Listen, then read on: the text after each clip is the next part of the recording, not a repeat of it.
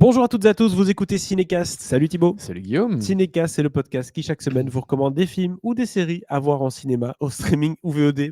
Cinéma, série, c'est un peu bizarre.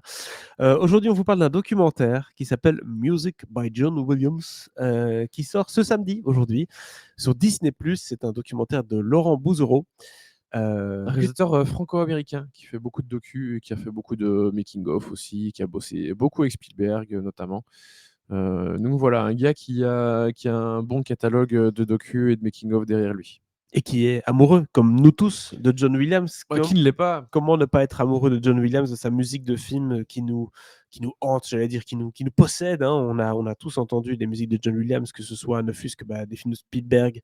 On pense à Harry Potter, notamment. Ah mais sa musicographie, sa discographie est assez hallucinante. Ouais, le Parce que c'est vrai catalogue qu'on de pense, John. on pense principalement aux films de Spielberg, mais pas que. En fait, quand tu regardes tout ce que Spielberg n'a pas fait dans sa filmo, et tu te dis, ah, même ceux-là, je connais le thème, tu te dis, waouh, c'est assez impressionnant. Et honnêtement, il n'y a pas beaucoup, je pense, de compositeurs qui peuvent se targuer d'avoir autant de thèmes reconnaissables dans l'histoire du cinéma, quoi. C'est clair, on parle de Star Wars notamment ou autre. Oui, Il lui manquait juste un petit Seigneur des Anneaux à l'époque, hein, mais non, c'est pas lui. non, mais j'aime beaucoup la musique de Howard Shore, Oui, mais qui est très bien. non, John Williams a fait une énorme carrière. Et je pense qu'un docu de cet acabit tombe au bon moment, parce que là, il a aussi quand même passé les 90 ballets Oui, et 90 ans. il est plus vraiment à l'œuvre, il est plutôt maintenant Oui, il est sur des encore un petit posters peu. Il est encore un petit peu. pour Il faire fait des encore concerts. l'un ou l'autre concert Oui. aux États-Unis. Maintenant, il n'en fait plus en Europe. Il en a fait un à Vienne il y a 2-3 ans ou juste avant le Covid, je ne sais plus exactement. Qu'ils ont sorti en disque, mais sinon, oui, il fait encore 2-3 trucs à Los Angeles et c'est tout. Il fait encore quelques BO, mais globalement, c'est clair qu'il ralentit un peu. Mais le problème, c'est que c'est comme tous ces gens hyperactifs. Et à un moment, dès que tu fais plus Alors, rien, tu t'emmerdes.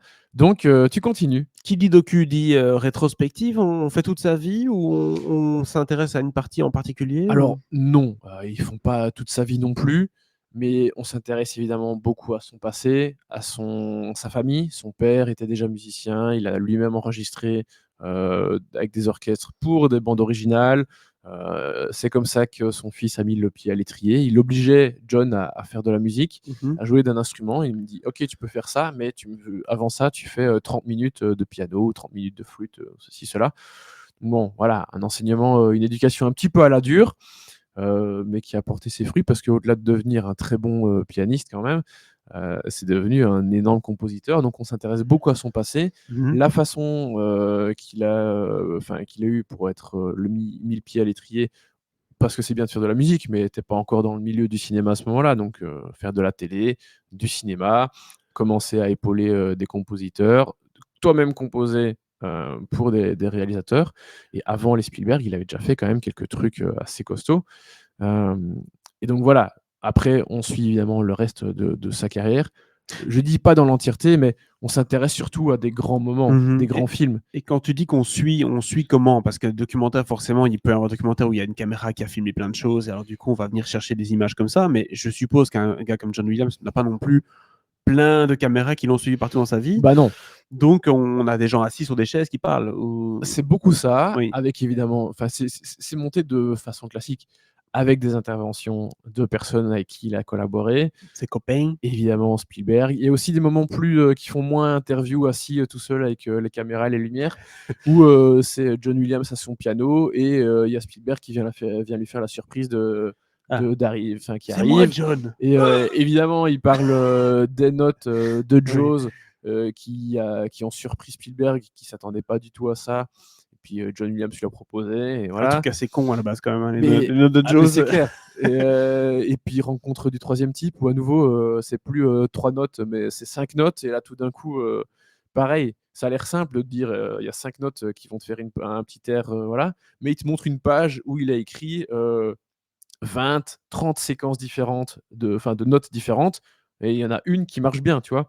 Donc il y a plein de choses comme ça qui sont là. Dans la simplicité, il y a aussi du boulot, n'est-ce Bah pas? oui, et Ouais. puis plein de collaborations, évidemment, j'ai dit Spielberg, mais il y a J.J. Abrams, il y a eu George Lucas, il y a eu Ron Howard, il y a eu vraiment plein de gens, et puis aussi d'autres compositeurs et des musiciens. notamment Yo-Yo Ma qui a fait un concerto avec John Williams, parce qu'on parle beaucoup de musique de film, mais il n'a pas fait que des musiques de film, il a fait des concertos, des symphonies, etc. Et évidemment aussi le célèbre Itzhak Perlman, hein, le violoniste qui a joué l'air de La Liste de Schindler et qui était déjà très très connu avant ça, mais qui depuis, évidemment, tout le monde lui demande qu'il joue la musique de La Liste de Schindler, parce que déjà elle est incroyable. Chaque fois que je l'entends, j'ai les frissons. Et donc c'est bien d'avoir les interventions de ces gens-là qui viennent te dire pourquoi John Williams a été important et comment j'allais dire comment est-ce que ça se fait que c'est un génie comme ça. Comment l'expliquer? Un génie, ça s'explique pas vraiment. Non. Parce que, voilà, j'ai dit, c'est dingue d'avoir autant de thèmes si connus dans une filmographie, dans une discographie. Mais donc, voilà, ça s'explique pas, mais on peut montrer comment tu peux travailler et puis comment tu peux arriver à avoir autant d'idées différentes. Je pense que les plus grands compositeurs de films, c'est ceux qui ont une patte qui se reconnaît dans tous les films qu'ils font. C'est-à-dire qu'ils ont vraiment un style, quoi. Tu vois, Hans Zimmer a son style, forcément.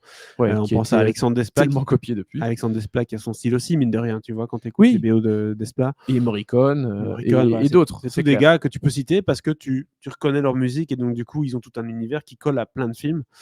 Là où les gens qui font des BO plus anonymat, c'est des gens qui, en général, font des trucs assez copiés ou des trucs plutôt bateaux, quoi. Ouais, mais voilà, et c'est bien. Un peu comme, tu vois, Metallica entre sur scène avec la musique avec Ecstasy of Gold de Ennio Morricone. On a aussi Chris Martin de Coldplay qui vient nous dire pourquoi c'est la musique de E.T. Qui passe quand eux entrent sur scène. Bon, je les ai pas vus en concert pour c'est parce qu'on a des stars.